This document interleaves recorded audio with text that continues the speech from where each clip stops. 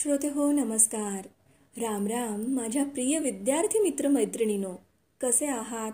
आनंदात ना? आपण सारेजण स्वयंविकासासाठी जीवन कौशल्य शिक्षण आवश्यक आहे हे आता जाणतो आहोत. त्याविषयी मार्गदर्शन करणारे डॉक्टर R.A. कुंभार यांनी लिहिलेले पुस्तक संवाद विद्यार्थी मित्रांशी यातील आज आपण ऐकणार आहोत दिवस 28वा धीर धरा. सादर करीत आहे आपली अर्चनाताई. चला तर मग ऐकूयात दिवस 28वा धीर धरा. मुलांनो, आज मी तुम्हाला एक गोष्ट सांगणार आहे. मुले जाम खुश. सांगा सांगा सर. हो सांगतो. एका चिनी लेखकाची ही कथा आहे. कथेचे नाव आहे live the rice puller. Live नावाचा एक शेतकरी होता. त्याने आपल्या शेतात भात पेरले. त्याच्या शेजारच्या शेतातही त्या शेतमालकाने काही दिवस अगोदर भात पेरले होते. लिव दररोज शेतात जायचा आणि भात उगवले की नाही ते पाहायचा. आता पीक काय आपल्या इच्छेप्रमाणे येते का? पण लिवला वाटायचे पीक लवकर वर आले पाहिजे. पण झाले असे की शेजारच्या शेतातील पीक लवकर उगवले. का झाले असे? सुधीर पटकन म्हणाला, अहो सर, ते लवकर पेरले होते. पण लिवला कुठे कळते हे? तो अगदीच उतावीळ झाला. त्याचे पीक उगवून आले, माझे का येईना म्हणून तो अस्वस्थ झाला. काही दिवसांनी त्याचेही पीक उगवून आले आणि तो खुश झाला. पण ही खुशी फार काळ टिकली नाही. कारण त्या शेतकऱ्याचे पीक आणखी वाढले होते. याचे पीक इंचभर तर त्याचे 2 इंच. 8 दिवसांनी याचे 3 इंच तर त्याचे 6 इंच. आता मात्र लिवला राहावेना. त्याच्या डोक्यात एक कल्पना आली. कोणाला न सांगता रात्रीचाच तो शेतात गेला. चंद्राचा प्रकाश होता. त्या प्रकाशात त्याने भाताची सगळी रोपे थोडी वर उपटून घेतली. मुळाशी माती दाबून ती उभी केली. रोपे उंच दिसू लागली आणि तो खुश झाला. आता सगळी मुले हसू लागली. सकाळी लिव शेतात गेला. त्याला वाटले आता आपले भाताचे पीक शेजारच्या पिकापेक्षा उंच असणार. पण काय झाले असेल बरं? सुभाष म्हणाला, सगळं पीक मरून गेलं असेल. हो, आणि तसेच झाले. लिव जाऊन पाहतोय तर सगळे पीक शेतात पडले होते. लिव मट्ट दिशी खाली बसला आणि कपाळाला हात लावून पश्चाताप करू लागला. मुलांनो, काय बरे चुकले लिवचे? हसत हसत धीरज म्हणाला, अहो, असं कुठं पीक उपटून वाढतं होय? मग कसं वाढतं? ते उगवून यायचं तेव्हाच येणार, वाढायचं तेव्हाच वाढणार. फार तर आपण खतपाणी देऊ शकतो. म्हणजे प्रत्येक गोष्टीसाठी धीर धरला पाहिजे की नाही? होय, सगळ्यांनी एका आवाजात सांगितले. मुलांनो, काही गोष्टी निसर्गानेच ठरवल्या आहेत. निसर्गाला सुद्धा घाई गर्दी बिलकुल मंजूर नाही. झरा पाझरायचा तेव्हाच पाझरणार, भरती लागायची तेव्हाच लागणार आणि भरतीचं पाणी हमखास परतणार. झाडाच्या फांदीला कळी येणे आणि कळीचे फूल होणे हे योग्य वेळीच घडणार. दुधाचे दही होण्यासाठी ठराविक वेळ लागणारच. त्यासाठी धीरच धरावा लागेल. केशवसुतांनी म्हटलेच आहे की, धीर धरी रे धीरा पोटी असती फळे रसाळ गोमटी. संत तुकाराम महाराजही म्हणतात, तुका नाही चालत तातडी, प्राप्त काळ घडी आल्या वीण. मनात आलं म्हणून पटकन एखादी गोष्ट घडून येणे शक्य नाही. एखाद्या मुलाच्या यशाबद्दल त्याचा सत्कार होतो. त्यावेळी आपणास त्याचे यश दिसते, पण यशापाठीमागील त्याची अपार मेहनत दिसत नाही. यश मग ते अभ्यासातील असो, कलेतील असो किंवा खेळातील असो, ते मिळवण्यासाठी जेवढे कष्ट आणि जेवढा वेळ देणे आवश्यक आहे तेवढा तो दिलाच पाहिजे. ती गाते म्हणून मलाही गाता आले पाहिजे. तो खेळतो म्हणून मलाही खेळता आलं पाहिजे असे वाटणे निश्चितच चांगले आहे. पण ज्यांनी त्यात यश मिळवले आहे त्यांना विचारून पहा, म्हणजे कळेल की त्यात प्रावीण्य मिळवण्यासाठी त्यांनी काय काय केले आहे. असं म्हटलं जातं की Rome is not built in a day. त्यासाठी किती काळ लोटला. तसे आपणही पटकन यशाची अपेक्षा नाही करू शकणार. पुढे जाण्यासाठी प्रतीक्षा आवश्यक असते. प्रतीक्षा शब्दावरून आणखी एक गोष्ट आठवली. मुलं गोष्ट म्हटलं की नेहमीच खुश असायची. सांगा सांगा ना सर. ठीक आहे, सांगतो. प्रख्यात लेखक आणि विचारवंत डॉक्टर मधुकर अष्टीकर यांनी सांगितलेली ही कथा आहे. कथेचं नाव आहे प्रतीक्षा, तितिक्षा हीच सुखाची दीक्षा. आमच्या एका मित्राने देवाची आठवण केली. काहीतरी दुःख असेल म्हणूनच त्याला देव आठवला. हे देव जाणून होता. देव प्रकटला. मित्राला त्याने विचारले, तुला काय दुःख आहे? मित्र म्हणाला, जे तुला आहे तेच मला आहे. यावर देव म्हणाला, मी समजलो नाही, तुला काय म्हणायचे ते? मित्र म्हणाला, माणूस तुला सुखात विसरतो. हे दुःख तुला आहे ना, तेच मलाही आहे. मित्राने त्याच्यावर बेतलेला प्रसंग देवाला सांगितला. एकदा मला जागरण झालं. थंडीमुळं घसा धरला. जागरणामुळं डोळे दिवसाही मिटू लागले. भर दिवसा मी एका खड्ड्यात पडलो. रस्त्याने जाणाऱ्यांना आवाज द्यावा तर आवाज निघेना. खड्डा खोल होता. वरून जाणारे येणारे खड्ड्याला टाळून जायचे. मी त्यांना दिसेना. त्यांचं लक्ष जावं म्हणून मी आतून एकाला फुलं मारली. वरून जाणाऱ्यांना ती लागली. नाजूक सुंदर फुलं अंगावर पडली म्हणून तो आनंदला, सुखावला. पण देवा, फुलं उचलून तो पुढे चालायला लागला. फुलं कोणी फेकली, सुख कोणी दिलं याची त्याला पर्वाच वाटली नाही. सुखदात्याला तो विसरलाच. असं दुसऱ्यांदाही घडलं. मग मला राग आला. मी आतून वरच्या पादचाऱ्याला दगड मारले. पादचाऱ्याला ते लागले. त्याने दगड येण्याची दिशा शोधली. खड्ड्यात डोकावून पाहिलं. दुःख देणाऱ्याची त्याने आठवण ठेवली. दुःख देणाऱ्याचा ठाव शोधला, पण मला वर काढलं नाहीच. दगड मारतोस, दुःख देतोस, मर खड्ड्यात, असं म्हणून तो चालता झाला. देवा, तू दुःखाची जाणीव ठेवलीस. माणसापुढं प्रकट झालास. माणूस मात्र दुसऱ्याला दुःखात पाहून प्रकटलेलाही अंतर्धान पावतो. देवा, मला विचारायचं आहे की माणूस असा कसा घडवलास? देव म्हणाला, मी घडवला नाही. मी माणसाला घडवत नाही. माणूसच माणसाला क्षणोक्षणी घडवतो. माणूस क्षणोक्षणी नवाच जन्म घेतो.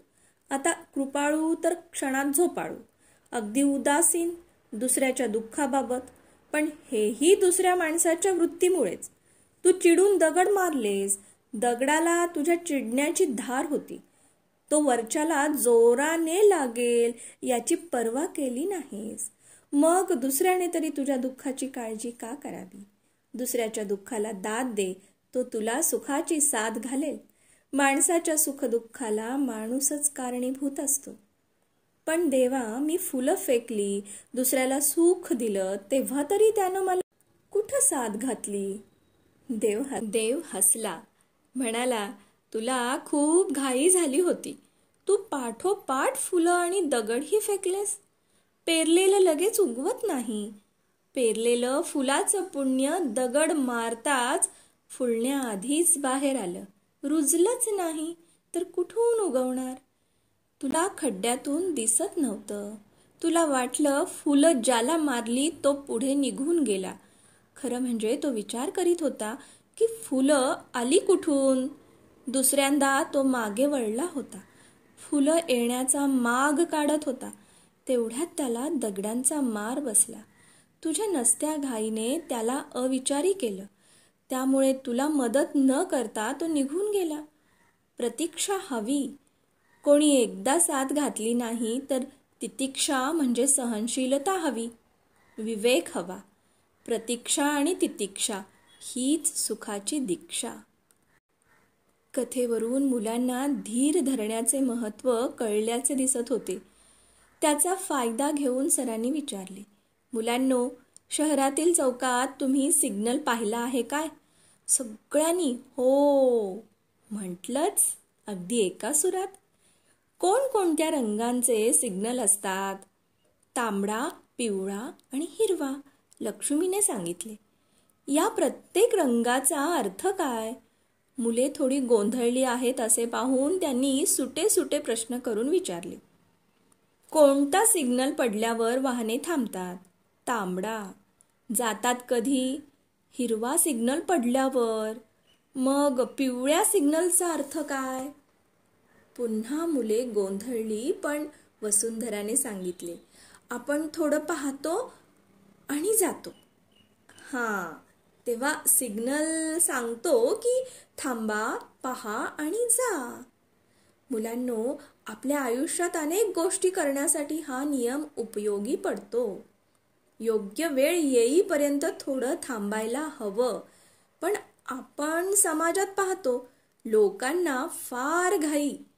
एसटी बस लागली की घाई, कारण मला जागा मिळाली पाहिजे. वाहन चालवताना घाई, कारण मला लवकर पोहोचायचं आहे. इतकेच काय, कदाचित तुम्ही पाहिले असेल, शुभमंगल सावधान असे म्हणून एकदा शेवटची अक्षता पडली आणि बँड वाजला की लोक काय करतात? अरे बापरे, हॉलमध्ये जेवणासाठी केवढी गर्दी करतात. धीरज म्हणाला, सर, जेवणाऱ्याच्या मागं उभी राहतात माणसं. हरी म्हणाला आणि सगळ्यांना ते पटले. सगळेच जोर जोरात हसू लागले. यातून बेशिस्त वाढते, भांडणे होतात, मारामारी होते आणि खरे तर वेळ लागायचा तेवढाच लागतो. एसटी स्टँड, रेल्वे स्टेशन आणि अगदी विमानतळावर सुद्धा हीच स्थिती. लांब कशाला? शाळा सुटली की तुम्ही काय करता? जयंत म्हणाला, कधी एकदा बाहेर पडतोय असे होते. अहो सर, ढकलाढकली करतात, जिन्यातनं धाडधाड करीत सगळी पोरं पळतात. चंद्रकांतचे निरीक्षण. हां, तर छोट्या छोट्या गोष्टीतून आपणास हेच दिसते की आपण थांबायला तयार नाही. सगळं काही पटकन झालं पाहिजे आणि त्यासाठी घाई गडबड. याचे दुष्परिणाम आपण लक्षातच घ्यायला तयार नाही. इंग्रजीमध्ये haste makes waste, hurry spoils curry, slow and steady wins the race ही वचने आपल्याला धीर धरायला सांगतात बाळांनो. आपण ते शिकले पाहिजे.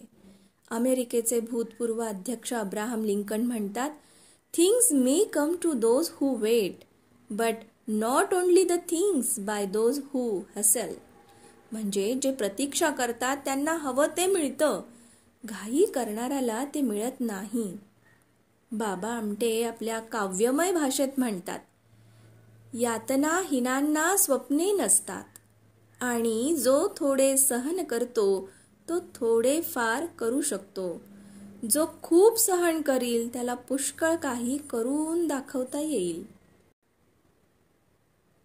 बाबा आमटे आपल्या काव्यमय भाषेत म्हणतात, यातना हिनांना स्वप्ने नसतात आणि जो थोडे सहन करतो तो थोडे फार करू शकतो. जो खूप सहन करील त्याला पुष्कळ काही करून दाखवता येईल.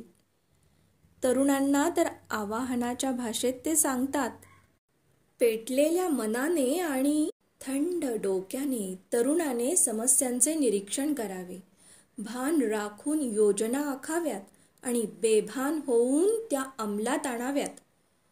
बीजे पेरून वाट पाहण्या इतका धीर धरावा. प्रत्येक पराभूत परिस्थितीत विजयाचा गर्भ कोठेतरी असतोच.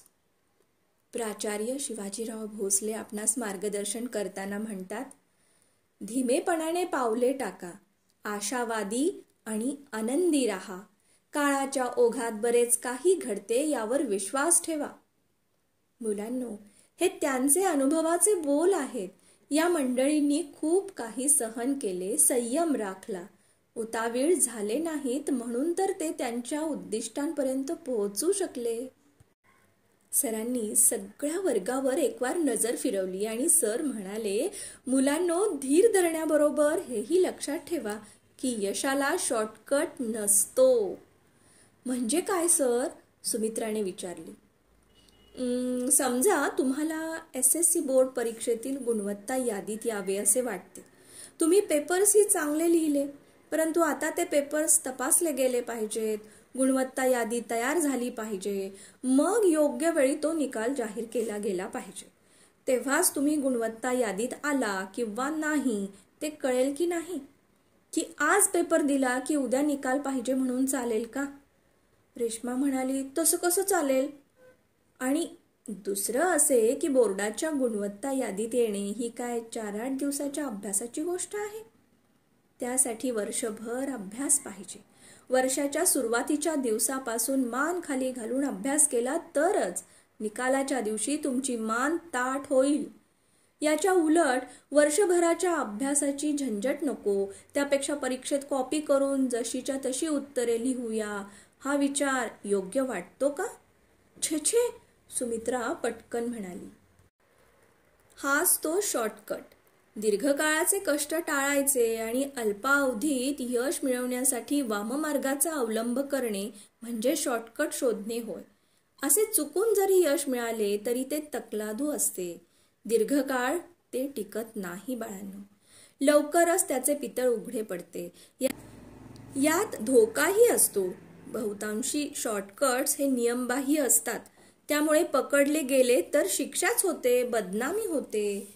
भ्रष्टाचार करून श्रीमंत होणे, सिग्नल तोडून वाहन पुढे रेटणे, सरळ वाटेने जाण्यापेक्षा मधूनच घुसणे, हे सगळे शॉर्टकट्स आहेत आणि ते अयोग्य आहेत.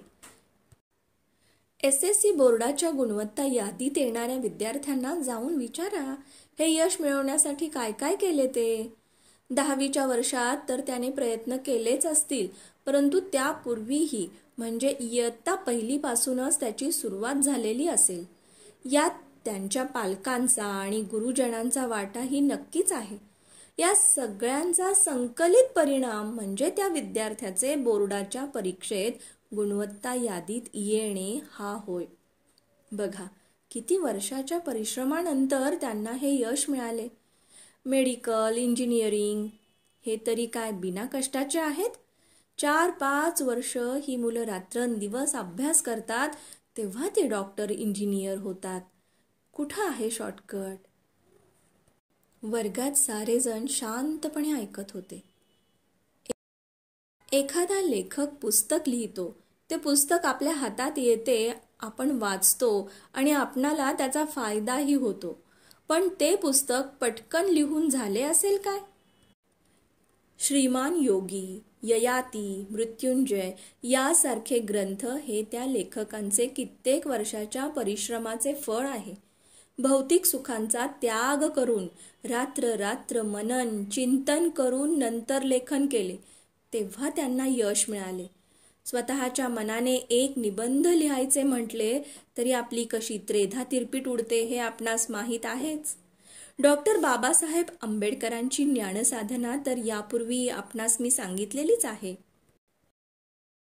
निळकंठराव कल्याणी, धीरूभाई अंबानी यांच्यासारख्या उद्योगपतींची चरित्रे वाचा. हॉटेल व्यवसायात यश मिळवलेले विठ्ठल कामत पहा. प्रयत्नांची अखंड मालिका हेच त्यांच्या यशापाठीमागील गमक आहे. याला शॉर्टकट नाही. आयुष्यभर संशोधनात मग्न असलेले डॉक्टर APJ अब्दुल कलाम यांनी आपली निराशा कशी दूर झाली हे आपल्या अग्निपंख या पुस्तकात सांगितले आहे. ते चिंतन मनन करण्यासारखे आहे बाळांनो.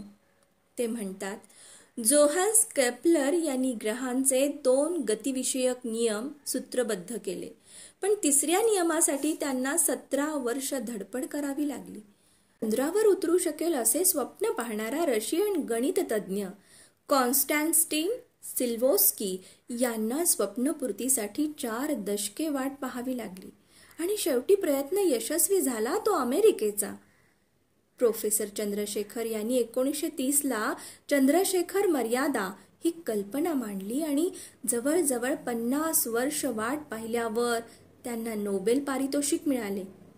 खुद्द व्हॅन ब्राऊन यांना सॅटर्न लॉन्च व्हेइकल बनवण्यापूर्वी अनेक फसलेल्या मोहिमांना तोंड द्यावे लागले.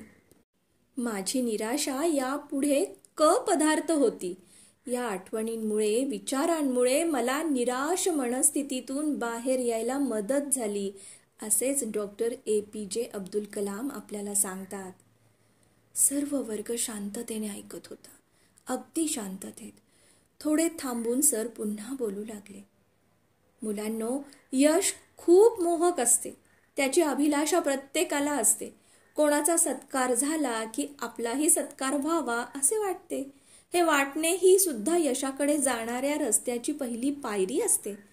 पण ही पहिली पायरी आणि अंतिम पायरी यामधील सगळ्या पायऱ्या कष्टाच्या आणि प्रयत्नांच्या. पण नजर त्या अपेक्षित यशावरच असली पाहिजे. ते तुमची वाटच पाहत असते.